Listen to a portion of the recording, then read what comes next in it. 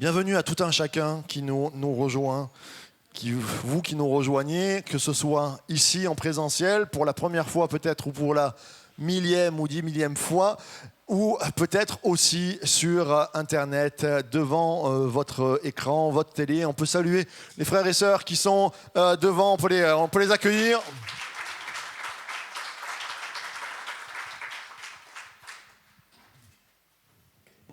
Amen. Je suis heureux d'être là puisque dimanche dernier j'étais en mission sur Rive-de-Gier. Vous avez les salutations de l'église de Rive-de-Gier et de leur pasteur Mercioni Martorano ainsi que Karine Martorano qui mène une œuvre florissante et on se réjouit de voir que... En fait, j'ai été surpris, j'ai dit Dieu, tu n'agis pas qu'à Fréjus-Saint-Raphaël, c'est fou ça. J'ai été surpris, je me suis dit, oh, le Seigneur agit aussi à Rive-de-Gier, là où il fait moins soleil. Dieu est bon. Et d'ailleurs, on a des amis de Rive-de-Gier qui sont là-bas.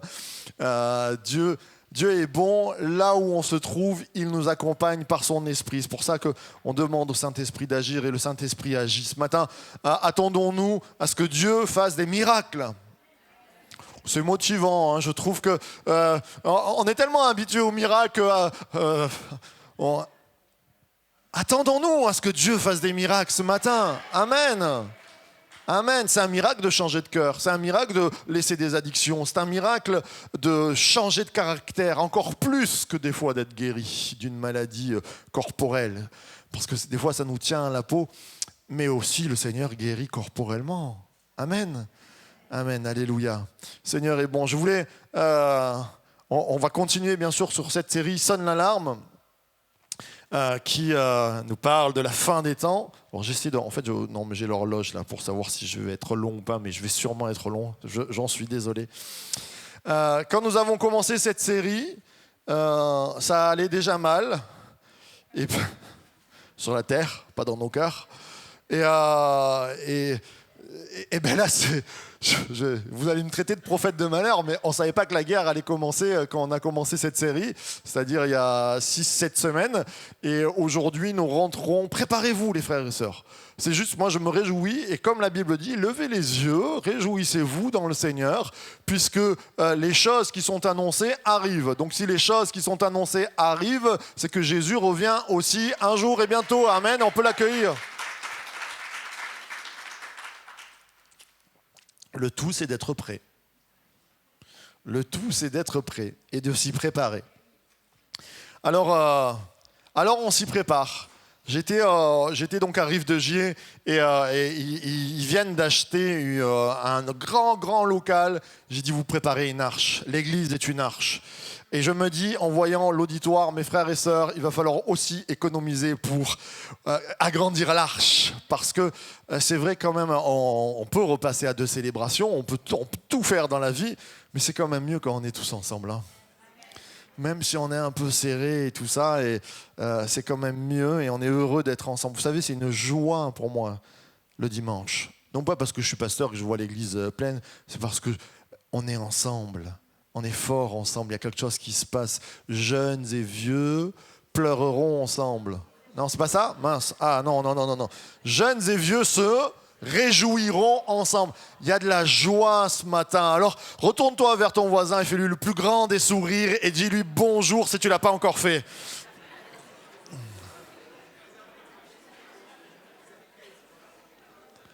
Alléluia. Le Seigneur est bon. Alors... sonne l'alarme. Je remets toujours ces alertes spirituelles qui ont marqué nos cœurs, des versets il y a 2 ans, et Christian est parmi nous. Ça a commencé à cause de Christian, à cause de toi, Christian.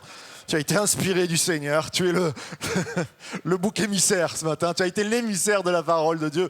La sentinelle répond, le matin vient et la nuit aussi. Si vous voulez interroger, convertissez-vous et revenez. Et il est temps de se convertir, mes frères et sœurs. Alors vous allez dire, oui, mais moi je suis converti depuis... moi j'ai 30 ans de baptême. Bientôt je vais fêter mes 30 ans de baptême, je crois. Il faut que je calcule ça. Et oui, je suis vieux. Mais convertissez-vous, qu'est-ce que ça veut dire ? revenir, se retourner vers ce qui est essentiel. Et je crois qu'il est important que nous puissions retrouver l'essentiel dans nos vies. Jésus, Christ, mort, mais ressuscité. Jésus ressuscité dans ma vie, ça change tout. Il peut venir le pire du pire, la fin de la fin. Christ est ressuscité. Christ est ressuscité. Amen. Et ça change tout. Pourquoi ça change tout? Parce que le tombeau est vide. Et dans ma vie, dans toutes les morts qu'on m'annonce, et les petites morts comme les grandes, on est dans un climat de mort depuis 2 ans, mais on annonce des morts. C'est un climat qui pèse, qui est pesant, et les médias s'en servent, les politiques s'en servent. Moi, je veux annoncer que Christ est ressuscité, qu'il y a de la vie. On veut annoncer la vie. Amen. Puis, cette alerte spirituelle de janvier, qui a été, à peu près, fuyez, enfants de Benjamin, du milieu de Jérusalem, sonnez de la trompette, sonnez l'alarme à Tekoa, élevez un signal à Beth Akechem, car on voit venir du septentrion le malheur et un grand désastre. Oui, et j'ai un petit côté prophète de malheur en ce moment avec cette série. On voit venir le désastre. Oui, le désastre vient. Ça ne va pas s'améliorer. C'est pour moi une certitude ancrée par l'esprit qui a réveillé, comme je le disais. Ça a été vraiment un moment très fort où Dieu m'a parlé directement. Mais ce n'est pas pour ça que je ne me réjouis pas. Et ce matin, on va voir combien Dieu veut nous accompagner dans ce moment où des trompettes sonnent. Qui a déjà lu l'Apocalypse parmi nous? À peu près. C'est sûr que tu as lu. L'Apocalypse, ce mot qui fait peur, qui veut dire révélation, simplement. Et dans l'Apocalypse, qu'est-ce qu'il se passe? À un moment donné, au chapitre 8, nous allons avoir tout un chapitre, et même un peu plus, qui va nous parler de trompette. C'est bien, il y a quelqu'un qui a suivi. Sonne l'alarme, et Dieu, au travers de ces trompettes, va sonner l'alarme sur la fin des temps. En fait, il annonce la fin des temps au travers de tout un... il y en a 7, et au travers de ces 7 trompettes, il va parler à l'humanité en disant « c'est la fin ». Alors ce matin, on va essayer en introduction qui va durer 3/4 d'heure, comme d'habitude, on va essayer de mettre toutes nos neurones là bien en place pour bien comprendre ce que sont ces 7 trompettes. Parce que quand on les lit, si vous lisez les trompettes, je ne vous les ai pas toutes notées parce que c'était long. Au début, je l'avais fait et puis j'ai dit là, vraiment, on va prêcher 1h30, ça va être terrible. Les gens vont me lapider à la sortie, ça va être la fin d'être fin pour toi. Mais il nous est dit, voici, le premier sonna de la trompette, il y eut de la grêle, du feu mêlé de sang qui furent jetés sur la terre. Voilà, c'est tous des fléaux qui arrivent. Et alors, je les ai pris en détail, et c'est très intéressant. Le chiffre 7 revient, le chiffre de Dieu. Donc ces fléaux sont envoyés, voulus pour marquer la fin des temps. Okay? Alors maintenant, j'aimerais faire une comparaison. On va parler de ces trompettes de la fin. Alors voilà, j'ai mis une image qui fait peur. Pam, pam, pam, pam. Voilà, pour bien qu'on soit dans l'anxiété ce matin au début, on va faire un ascenseur émotionnel et spirituel. Je voudrais juste dire que ce qu'ont fait les hommes, il n'y a pas eu besoin du divin pour faire des apocalypses. Juste un jour, vous regardez sur YouTube, bombe atomique, vous tapez, il y a des tutos en 15 minutes. On a fait sauter sur des atolls ou partout, ou sur des villes quand même, hein, Hiroshima, Nagasaki. Les Japonais ont donné la sédition en disant notre pays va mourir et l'humanité entière si on continue. On a vécu quelquefois, on ne se rappelle plus où on fait comme l'autruche et on se dit « Oh là là, on a tellement peur qu'on se met dans un cocon de confort. » Mais autour de nous, il y a des armes. Si on appuie sur un bouton, et là, on l'a entendu encore plus, ça tombe que notre cher Poutine en a parlé. Mais il faut savoir que les Américains, pendant les années 50-60, et les Russes faisaient une sorte de compétition à qui avait, c'est comme toujours, la plus grosse bombe atomique. Les Russes ont fait sauter une bombe atomique qui a décalé l'axe de la Terre. C'est fou. L'axe de la Terre s'est décalé tellement ça a frappé fort. Et on a de véritables apocalypses, des choses qui peuvent détruire Mais plus que ça, je crois que plus que les bombes atomiques, la méchanceté dans le monde, ce qu'on peut voir, l'orgueil, combien on peut voir vraiment la méchanceté dans ce qu'il y a de pire dans l'homme qui détruit l'humanité. Et là, on va parler de ce que Dieu, c'est pas de cette méchanceté-là. Alors j'ai mis cette image parce que de suite c'est Apocalypse Now, on est waouh. Mais Dieu envoie 7 trompettes et j'aimerais voir avec vous. Souvent on a décrit les trompettes en essayant de les faire coller à ce que nous vivions. Comprenez-moi bien, c'est-à-dire, on nous parle de grêle et de tremblements de terre. Ah, il y a beaucoup de tremblements de terre qui arrivent, c'est vrai. On a même, et attention, je ne dis pas que c'est faux, mais les trompettes ressemblent quelquefois à ce que nous vivons ici sur Terre. J'aimerais vous lire la 3e trompette. Le 3e ange sonna de la trompette et tomba du ciel une grande étoile qui brûlait comme un flambeau. C'est pour ça que je vous ai mis l'image. Elle tomba sur le tiers des fleuves et sur toutes les sources des eaux. Le nom de cette étoile est Absinthe. Le tiers des eaux fut changé. Oui, déjà, Alexandra, elle est toute excitée devant et elle dit « c'est Tchernobyl !» Le tiers des eaux fut changé en absinthe et beaucoup d'hommes moururent. Il faut savoir que le nom Tchernobyl, ça veut dire absinthe. C'est très étrange quand tu le compares à ça. Ils ont appelé leur centrale nucléaire absinthe sans savoir que ça allait sauter un jour et polluer. Bon, on sait très bien que le nuage s'est arrêté aux Alpes, hein, il n'est pas passé. Pourtant, on a eu des cancers en pagaille après de la thyroïde et tout ça. Mais voilà. Alors, quand vous regardez les 7 trompettes, il serait, j'allais dire, quelquefois facile. Alors, on va avoir par exemple des sauterelles qui vont venir. Tiens, c'est intéressant. Quand le corona a explosé, on n'en a pas beaucoup parlé. Il y a eu des invasions en Afrique de sauterelles terribles, comme la 5e trompette. Et il semblerait qu'il y ait une sorte de chronologie qui vienne nous parler au travers de ce qu'on pourrait voir. Visible, Tchernobyl, les sauterelles, tout ça. J'aimerais vous dire, il n'y a pas que cela, je pense. Et alors là, je priais vraiment au travers de ces 7 trompettes, parce que comment les expliquer? On pourrait rentrer en détail et dire ça c'est ça, ça c'est ça, ça c'est ça. Je ne suis pas sûr que ce soit la meilleure explication. Et c'est grâce à la jeunesse, parce que j'ai travaillé avec la jeunesse, j'aimerais qu'on salue les jeunes. Ils sont là les jeunes, est-ce qu'il y a des jeunes parmi nous? Et je vois, voilà, j'en vois, ils sont là. D'ailleurs, je salue toute la jeunesse qui est motivée. Ils sont autant leaders que je ne suis. C'est extraordinaire ce qu'on est en train de vivre. Et on parlait de là, on a parlé de quoi les jeunes? Anaïs, on a parlé de quoi? On a parlé de la Genèse, et plus particulièrement, Nathanaël, on a parlé de la...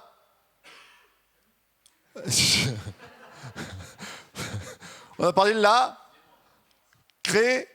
création. Ça y est, ils sont là. Et ça se couche tard, des fois le samedi, on comprend. On a parlé de la création. Ce matin, j'aimerais vous dire, oui, sur les 7 trompettes que vous pouvez lire au chapitre 8, vous les lirez chez vous, il peut y avoir des ressemblances, Tchernobyl, les sauterelles, tout ça. Mais je priais vraiment et je pense, et alors là c'est mon option, je ne vais pas piquer sur un bouquin ou quoi que ce soit, je ne dis pas que c'est la vérité, je dis que vraiment... Je pense en tout cas qu'on peut expliquer les 7 trompettes de l'Apocalypse non pas comme une chronologie. Et c'est là où on peut se tromper. C'est-à-dire que premièrement, il y a une trompette, boum, c'est ça. Deuxièmement, et plus on voit avancer les trompettes, plus on se dit, ah ben on y arrive ou on n'y arrive pas. Je pense que ces 7 trompettes sont là pour nous expliquer une décréation. Ouh là là, quel est ce mot? Décréation, qui est le contraire de... Oh, vous êtes bon quand même. Non, ça va, vous êtes là ce matin. La création qui est faite en... Qui a dit 9 jours? La création qui est faite en 7 jours. Marco, on est d'accord? Tu es d'accord avec moi? Oui, 6, mais allez, le récit. Mais alors, Marco vient de donner une des clés perles. 6 jours plus 1, le jour de repos, ok? Donc, qu'est-ce qu'on a? Alors, vous pouvez prendre, et on a le droit, je ne suis pas là en train de critiquer, de dire c'est fait en 7 jours. Premier jour, bam, la lumière. Deuxième jour, Dieu a fait. Je ne pense pas que ce soit un édit scientifique qui nous raconte une chronologie. C'est là où je vous amène ce matin. Pour moi, la création n'est pas une chronologie. C'est-à-dire, il n'y a pas forcément eu la lumière et au quatrième jour, le soleil qui est apparu, ou la terre et au troisième jour, et les végétaux qui sont... Enfin, il y a une logique, mais je pense, dans ma compréhension, et elle est critiquable peut-être, mais que la création est un peu comme une pièce de théâtre. C'est pas un mythe, hein, c'est une réalité réexpliquée. Ok ? C'est pas un mythe, ça existait, mais c'est pour faire comprendre à un peuple qui ne sait ni lire, ni écrire, ni compter plus qu'à 100 000. Comment tu veux expliquer que la Terre a 3 milliards d'années, par exemple, à des gens qui ne savent pas compter jusqu'à 100 000 ? Il y a une simplification. La création, je vous rappelle, c'est 3 chapitres. Hein. Vous prenez la construction du temple ou la construction du tabernacle, mais il y a des dizaines de chapitres en détail. Il n'y a pas de détails. Ce que je disais à notre chère jeunesse, c'est que la création, elle n'est pas là pour expliquer comment ça s'est passé, mais pour nous montrer une relation entre Dieu et les hommes. Je t'ai créé. La plus grande question des hommes et à l'adolescence, elle se pose, c'est d'où je viens, qui je suis. Et Dieu te dit, dès les premières pages, c'est moi qui t'ai créé. Tu viens de moi. Tu as été fait à l'image de ton Créateur. C'est ce qui est marqué. Alors je me réjouis parce que si Dieu est parfait ce matin, je peux dire « Oh, alléluia, tu as fait une merveilleuse créature. Amen !» Mais vous savez, quand on ne s'aime pas, quand on s'autocritique, il y a un problème. Hein. Il y a besoin de guérir ça. Là, je fais une parenthèse. Il y a besoin de guérir de ça. Dieu te pardonne. Et il dit, comme le psalmiste, « Jean-Pierre, tu es une merveilleuse créature. » J'aimerais entendre un grand Amen. Amen. Alors, il y a 2 Jean-Pierre qui se suivent. Vous prenez. Celui qui prend, il prend. Alors, on revient. Pourquoi je présente ça comme une sorte de pièce de théâtre ? Au théâtre, on dit acte 1, scène 1. Et là, rentre acte 1, scène... Oh, vous êtes bon. Vous suivez toujours, vous êtes là. Donc, comment je lis la présentation de la Genèse ? Donc, la création, pour moi, c'est ce qu'il faut retenir, relation entre Dieu et les hommes. Mais il nous présente ça d'une simplicité pour qu'on puisse le retenir. Premier jour, la lumière. En fait, les jours vont se répondre. On va avoir, c'est en ça que c'est pas chronologique. Premier jour, la lumière, et on voit pas de soleil, de lune. Pourquoi ? Parce qu'on va remplir après.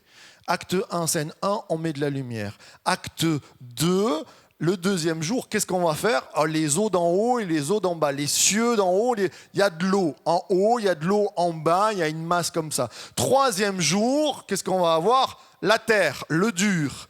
Et là, on a 1, la lumière, 2, les eaux, 3, la terre. Eh bien, on va les remplir. Le 4e jour, il va répondre au premier, on remplit la lumière. Et qu'est-ce qu'on va mettre dedans ? On va mettre le soleil, on va mettre les luminaires. Ça va, Marion, tu me suis toujours ? Impeccable. Donc, si le 2e jour, il y a les eaux d'en haut et les eaux du bas, les cieux, comment on va les remplir ? On met quoi dans les eaux d'en bas ? On met les poissons, ils sont bons, hein, ce matin ils sont bons. Et dans les cieux d'en haut, qu'est-ce qu'on met ? Les oiseaux. Jean-Pierre, il est à fond, il me fait des signes et tout. Et puis on arrive, 3e jour, la terre, eh bien il répond au 6e. On fait comme une présentation, qu'est-ce qu'on va mettre sur la terre ? Les végétaux, les animaux et...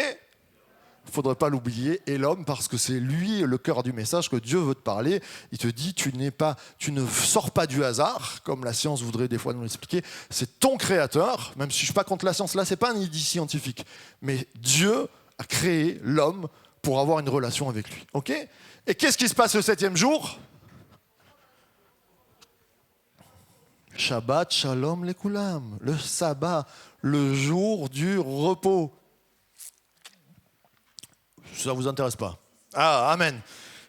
Alors, ok, donc, est-ce que c'est une chronologie ? Pour moi, je ne prends pas ça comme une chronologie. Je prends ça comme une sorte d'explication pour qu'on puisse mémoriser, une sorte de poésie, pièce de théâtre qui nous montre comment on peut remplir l'univers et nous, on est au milieu. Eh bien, les 7 trompettes, pour moi, parce que ce qui m'a attiré, et on va le lire tout à l'heure ensemble, c'est la 7e trompette. La 7e trompette, il n'y a pas de destruction. Et souvent, on a expliqué destruction, destruction, destruction, et à la fin, il y a marqué, il y a une grêle. Alors on a dit, oh oui, il y a de la grêle. Mais en fait, la 7e trompette, c'est le repos.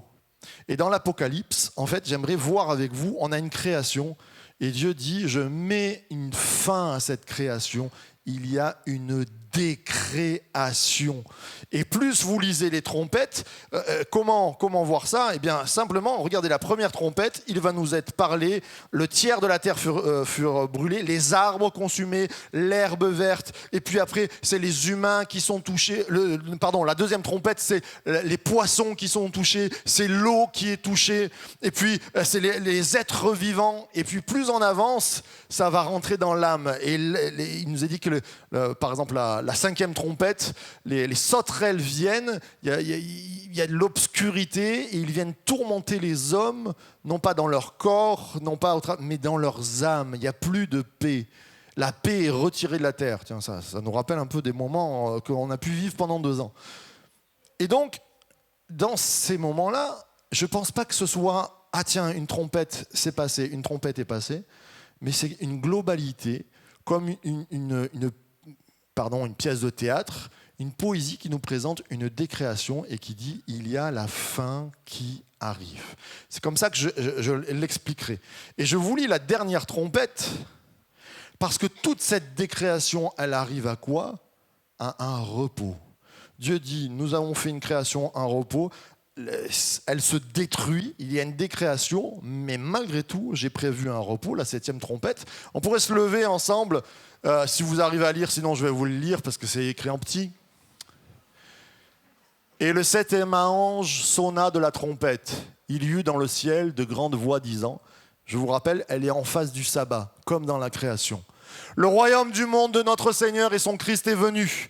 Il régnera au siècle des siècles. Et les 24 anciens qui sont assis devant Dieu sur leur trône tombèrent sur leur face et rendirent hommage à Dieu, disant « Nous te rendons grâce, Seigneur Dieu Tout-Puissant, celui qui était de ce que tu as pris de ta grande puissance et que tu es entré dans ton règne. » On a une adoration là. Comme le sabbat était réservé à adorer Dieu, on rentre dans un temps où la destruction est finie, on a passé ce cap-là, la déconstruction, la décréation, et on rentre dans un moment de louange, d'adoration au siècle des siècles. Et les nations se sont irritées, ta colère est venue et le temps des morts pour être jugé. On arrive au jugement dernier. Et pour donner la récompense à tes esclaves, les prophètes et aux saints, et à ceux qui craignent ton nom, petits et grands, et pour détruire ceux qui corrompent la terre.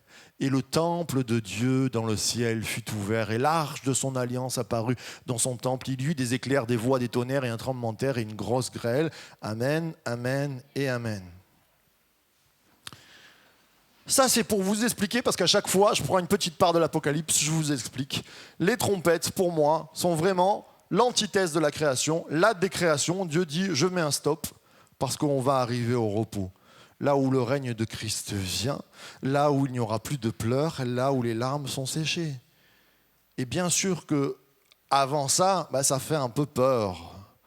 Ça fait un peu trembler, parce que la décréation, elle est « waouh, on comprend », mais le règne de Dieu vient. Amen. Alors ce matin, j'aimerais vous dire que l'Église a aussi des trompettes. Et je vais rapidement passer, parce qu'on en a vu, mais je les rappelle ce matin. La première trompette, c'est la trompette de vigilance. Ça fait 1 mois et demi, 2 mois, où je vous dis « soyons vigilants, soyons prêts ». Et la Bible dit que celui qui a de l'intelligence commence à cerner, même qui a de l'intelligence puisse décrypter, j'en parlais mardi, le signe de la bête, le 666. Et je disais, souvent on croit à une marque qui va venir, tout ça. Moi je crois que c'est dans nos âmes et que ça impacte l'Église, ça va impacter le front, c'est-à-dire la tête, et ça va impacter nos actions, ce 666, cette pensée antichrist, cette pensée qui fait que Dieu est écarté et que la peur va régner. Mais l'amour parfait bannit la crainte. Quand tu es dans la présence de Dieu, bien sûr, la crainte, la peur, elle s'en va. Alors la trompette de la vigilance, ça fait plus d'1 mois et demi, je vais passer là-dessus, mais soyons vigilants. C'est ce qu'on dit, soyons prêts. Il y a une décréation qui est devant nous, mais il y a un repos qui arrive. Mais soyons vigilants. Et puis, si tu t'es pas engagé encore avec Dieu, c'est le moment. La vigilance, c'est de dire, je me prépare. Comme je vous ai dit, préparez, peut-être des fois faites des réserves, mais faites surtout des réserves spirituelles. Comment va ton âme ce matin, dans toute cette décréation? Si ça va mal, eh bien, prépare-toi. Trompette de vigilance, trompette de joie. Je vous rappelle, je pense qu'on arrive à la fin de cette série. Certains disent « Alléluia ». Mais on va continuer un petit peu. On va faire un parallèle, parce que je vous parlerai de quelle série nous allons attaquer. Mais je vous rappelle que l'Apocalypse commence, non pas par malheur, mais par heureux. Juste après qu'il ait dit révélation de Jésus-Christ 1, verset 3, heureux celui qui lit, ceux qui écoutent les paroles de la prophétie. Heureux, je vous rappelle que heureux, c'est le discours du Christ sur la montagne. Il commence son ministère en disant heureux. Les béatitudes, 10 béatitudes qui nous sont données, 9, 10, ça dépend comment on les prend, qui nous dit réjouissez-vous même dans l'épreuve, réjouissez-vous lorsqu'on vous persécutera. Oh! Ça, c'est pas normal. C'est qu'il y a une part que Dieu veut nous donner. Et c'est ce que j'aimerais voir avec vous. Quel est le but du récit de la création? Vous vous rappelez? Qu'est-ce que j'ai dit tout à l'heure? Est-ce que c'est un récit scientifique? Non. Oui, c'est une pièce de théâtre, mais c'est pas ça le but. Elle t'explique quoi, le but? La relation entre Dieu et les hommes. Tu es chair, tu viens de moi. D'accord? Eh bien, la décréation et l'Apocalypse, elle est là pour expliquer une chose, nous donner de la joie parce que tu viens de moi et je t'ai préparé une place. Il y a un après dans l'éternité. Jésus a dit, moi, si ne vous inquiétez pas, mon Père prépare une place, vous a préparé une place, une demeure. Ça veut dire que si dans la création, combien de fois j'entends des chrétiens qui se prennent la tête, le chou, je dirais presque, sur « Ah oui, mais c'est des jours, c'est pas des jours, c'est un temps, nanana ». Ils passent à côté du sujet de la création. Dieu t'a créé. Dieu, tu es issu de Dieu. Il t'a donné un avenir. Il t'aime passionnément. Tout ce qu'il a fait, c'est beau et c'est pour toi. Eh bien, dans l'Apocalypse, tu passes à côté si tu veux chercher à dire « Ah, c'est en 2023 que va tomber un truc. C'est en 2032 que Jésus revient. Le 18 mars. » Nul ne sait le jour ni l'heure. Tu passes à côté quand tu fais ça. Mais si tu comprends que la décréation, elle est en face comme un miroir, puis je vous ai appris les chiasmes dans la parole de Dieu, le message au milieu, mais ça se fait miroir, le début et la fin, ça se regarde. C'est exactement ça. Vous prenez l'Apocalypse, il y a l'arbre de la vie à la fin, qui représente le Christ. Il y a vraiment un miroir avec la Genèse. Et il te dit, dans la décréation, ce qui compte, ce n'est pas la catastrophe, c'est la relation que tu as avec moi. Et ce matin, Dieu passe et te dit, quelle est la relation dans cette décréation que tu as avec moi ? Est-ce que tu vas faire comme Adam et Ève qui ont regardé au mauvais arbre? Parce que la problématique d'Adam et Ève, qu'est-ce que c'est? C'est on a regardé plus à l'arbre de la connaissance du bien et du mal qu'à regarder la relation avec Dieu. C'est comme ça qu'ils ont perdu la relation. Qu'est-ce que tu vas faire dans cette décréation? Est-ce que tu vas tourner des regards inquiets? Est-ce que tu vas entreprendre de agrandir tes greniers? Ou est-ce que tu vas travailler ta relation? Et c'est là, nous, dans nos vies, travaille ta relation. Le principal, le message des trompettes, pas de la mort, parce qu'il y en a qui pensent déjà aux champignons, je le sais. Cathy, tu es démasquée.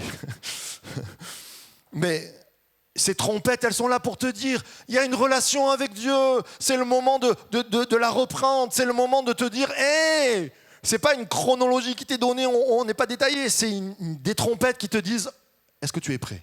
Est-ce que ton âme est prête? Est-ce que tu m'aimes encore? Est-ce que tu sais d'où tu viens? Est-ce que tu sais où tu vas? Vous savez, quand on fait des obsèques de chrétiens, souvent des anciens, surtout quand ils sont anciens, mais moi je me réjouis.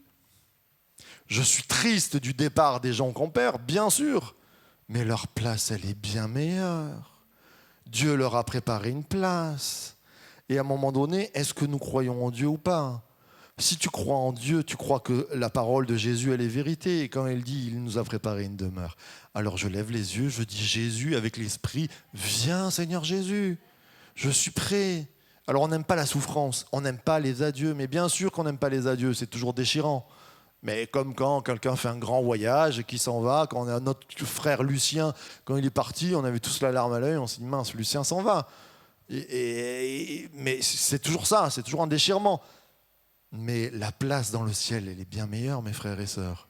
Je sais d'où je viens, Dieu m'a créé, je sais où je vais. C'est ça les trompettes de l'Apocalypse. Alors l'Église, elle annonce une trompette de joie. Amen. Jésus a dit heureux. Il a repris le psaume et j'arrête là, sinon on va repartir sur heureux, ça veut dire en marche. Et alléluia, l'Église en marche. On nous a piqué le en marche, ça c'est embêtant, ça un petit peu. On va le reprendre un jour. Trompette de joie et puis la dernière trompette. Je regarde Franck qui ça dit trompette en si bémol. Trompette de vainqueur. J'aimerais entendre un grand amen à trompette de vainqueur. Amen, l'Apocalypse. Amen, on peut applaudir le Seigneur. L'Apocalypse n'est pas un livre qui nous annonce que de la défaite. C'est une décréation, mais il y a de la victoire. Et c'est la série dans laquelle je pense que le Saint-Esprit veut nous pousser. On va continuer, non pas sur Sonne l'alarme, mais on va continuer dans l'Apocalypse, puisqu'on va parler des vainqueurs et comment être vainqueur. Et il y a une trompette que l'Église doit brandir dans ces moments où tout le monde tremble, où les genoux sont flagellants, et toutes ces choses-là. C'est le moment de sortir les trompettes de la victoire et de dire « Le peuple de Dieu est appelé à la... » victoire, amen. Ils sont là-bas, au fond. On va le redire. Le peuple de Dieu est appelé à la victoire, amen. Cette victoire, c'est la victoire par la foi, c'est la victoire dans l'amour, c'est la victoire dans l'espérance. Vous savez, les tensions vont monter, mais vous ouvrez les réseaux sociaux, même si la guerre elle est en Ukraine et en Russie, les gens se tapent dessus en France. Moi, pour l'Ukraine, le reflet, là je fais une parenthèse, le reflet de ta vie, ça doit être la foi, l'espérance et l'amour. 3 choses demeurent dans le chrétien. La foi, c'est-à-dire que les gens, quand tu les vois, tu dis, moi j'ai la foi qu'il y a un après, j'ai de l'espérance. Oui, tout le monde est en peine, moi j'ai de l'espérance. Et non pas une douce folie qu'on s'invente dans la tête, c'est une réalité. C'est parce qu'au quotidien, tu vis la réalité de Dieu. Je disais, on faisait un cours sur la prière, je fais une aparté.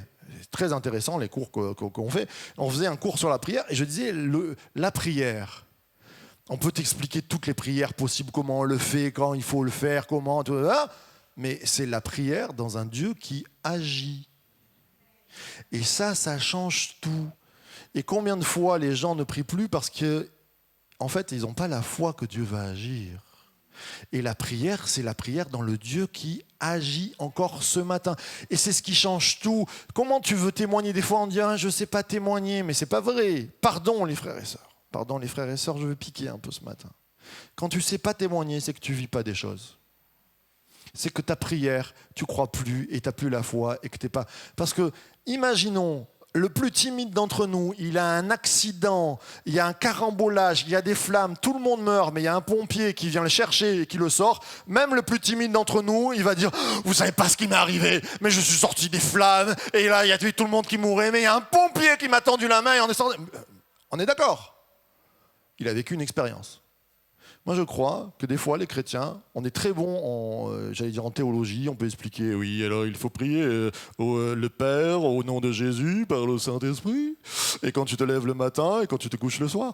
Et tout ça, oui. Mais est-ce que tu vis une expérience? Est-ce que tu vis que Jésus, c'est le plus grand pompier du monde qui te sort de la mort? Est-ce que tu vis la création en toi? Est-ce que tu sais d'où tu viens et où tu vas? Et là, tu peux témoigner. Et tu peux dire aux gens, mais oui, la prière, ça marche. Quelquefois, on est là, et c'est ce que j'ai expliqué, on est face à des gens qui nous disent « Ah, je suis allé voir un rebouteux, et ça m'a... » Et alors là, on rentre dans le débat théologique. Oui, alors il est marqué dans 2 Chroniques 5 que tu n'iras pas voir le rebouteux, parce que c'est une malédiction. Mais ça ne changera pas. Les gens, ils vont vous regarder, ils vont dire « Ça marche pour moi. » Ça ne sert à rien, les gens, ils ne connaissent pas Dieu.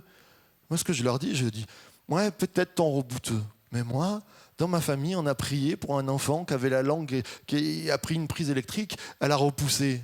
Ton rebooté fait ça. On avait des gens qui ne marchaient pas, il a fait des miracles. On avait des gens qui étaient dans des addictions. Du jour au lendemain, il y en a qui peuvent témoigner, ils sont sortis de leur addiction. Ton rebouton, il fait ça. Moi, mon Dieu, il est surpuissant. Il est le Dieu de l'impossible. Il est le Dieu qui agit. C'est ça la prière. Alors ce matin, je veux te mettre une flamme dans le cœur, je veux te dire, il y a des trompettes de victoire. On n'est pas des pauvres malheureux, le petit troupeau qui est là, qui dit, Seigneur, tu reviens quand parce qu'on a très peur. Seigneur, tu nous tiens debout par ta force. Il y a les tempêtes des fois dans nos corps. Il y a la tempête des fois à l'extérieur. Mais tu nous tiens debout. Tu nous tiens vaillants. Tu nous tiens plein de foi, plein d'espérance et plein d'amour. Ce qui va changer la donne, ton message, c'est l'amour que tu amènes autour de toi. C'est ce que tu vas transmettre. Combien de fois on s'embarque dans des discussions, mes frères et sœurs, il n'y a pas d'amour dans nos cœurs. L'amour, c'est ce qui va donner l'odeur insupportable pour certains, mais qui va attirer ceux qui ont soif de justice, qui ont soif de vérité. Alors il y a des trompettes de la victoire, et j'aimerais inviter nos musiciens. On va continuer ce matin dans ces trompettes de la victoire. On va prendre la Sainte Seine, c'est pour ça que je ne l'ai pas mis avant. On va prendre le pain et le vin comme une coupe de victoire. Une coupe de victoire. Pourquoi ? Le pain et le vin, ça montre la mort, ça nous parle de la mort et de la résurrection. Christ est ressuscité. Coupe de victoire. J'aimerais te dire que l'Apocalypse nous parle de victoire. Oula, un petit peu baissé, merci. C'était vraiment l'Apocalypse là en plus. Ouais. Non mais tu peux continuer à jouer. Hein, mais... J'aimerais... On pourrait se lever ensemble. Pendant la prochaine série, nous allons voir ce que Dieu dit aux églises et à l'église. Et il vient taper au cœur. Et il dit, imaginons que nous représentons une église. Nicolas, qu'est-ce qu'il y a dans ton cœur ? Est-ce que tu es prêt ? Laetitia, qu'est-ce qu'il y a dans ton cœur ? Est-ce que tu es prête ? Et il vient visiter les églises et il va voir ce qui ne va pas, ce qui ne prépare pas aux trompettes, parce que c'est avant les trompettes, et ce qu'il va préparer. Mais à chaque église, il va sonner une trompette de victoire. Et je vais vous les dire ce matin en passant très rapidement. Première église, au vainqueur, je donnerai à manger de l'arbre de la vie et dans le paradis de Dieu. Deuxième église, le vainqueur ne verra point et ne sera point touché par la seconde mort. Troisième église, au vainqueur, je donnerai de la manne cachée, un caillou blanc. Et sur ce caillou sera écrit un nom nouveau. Amen. Au vainqueur, quatrième église, à celui qui garde mes œuvres jusqu'à la fin, je donnerai autorité sur les nations. Cinquième église, ainsi le vainqueur se vêtira de vêtements blancs. Je ne effacerai pas son nom du livre de vie. Amen. Sixième église du vainqueur, je ferai une colonne dans le temple de mon Dieu. Il n'en sortira plus. Et la dernière église, le vainqueur, je le ferai asseoir avec moi sur mon trône. Tu peux dire à Jésus, j'attends ta victoire dans ma vie. J'attends ta victoire parce que tu l'as dit. Il y a de la victoire ce matin. Alors oui, ça tremble au milieu de nous. Oui, il y a 6 trompettes qui sonnent, destruction de la terre, tout ça, mais il y a une 7e qui nous dit, il y a du repos, il y a le royaume du Christ ressuscité qui vient. Ce matin, je ne vais pas faire d'appel. L'appel, c'est la Sainte Seine qu'on va distribuer, le pain et le vin. Le pain et le vin, on ne le prend pas par habitude, mais on le prend en disant, je te donne mon cœur, je te donne ma vie. Je prends ce pain et ce vin. Si t'es pas baptisé, prends-le en disant, je vais me faire baptiser, là, il faut que je m'engage, c'est le temps. C'est le temps de la trompette sonne aussi pour moi. Si t'es baptisé depuis 40 ans, c'est le temps de se repentir. La repentance, c'est dire, oh là là, il y a des choses qui m'ont arrivé à perdre la foi, à perdre l'espérance, à perdre l'amour. Seigneur, au travers de ce pain, ce vin, cette coupe de victoire, je saisis la victoire dans l'Apocalypse. Ces victoires qui sont données, je les prends, je les fais miennes. Et ta victoire me rend plus que vainqueur. Alors je vais demander aux frères et sœurs de la Sainte Seine de s'approcher et je vais prier pour ce moment. On peut lever les mains vers Dieu. Notre Père, tu es celui qui nous rend vainqueurs. Tu es celui qui a fait la création. Tu as fait la création. On va attendre juste pour distribuer la Sainte Seine. Venez sur les frères et sœurs sur le devant. Tu as fait la création pour nous parler de ta relation avec nous. Parce que tu nous aimes. Parce que tu es passionné par nous. Tu as fait le plus beau. Et dans toute cette décréation, tu veux nous dire encore que tu nous aimes, que tu as préparé une place. Alors que ce pain et ce vin soit une coupe de délivrance, une coupe de transformation, une coupe de guérison en ton nom, Jésus. Et par le Saint-Esprit, nous avons prié. Réjouissons-nous, les frères et sœurs. Applaudissons le Seigneur. Amen.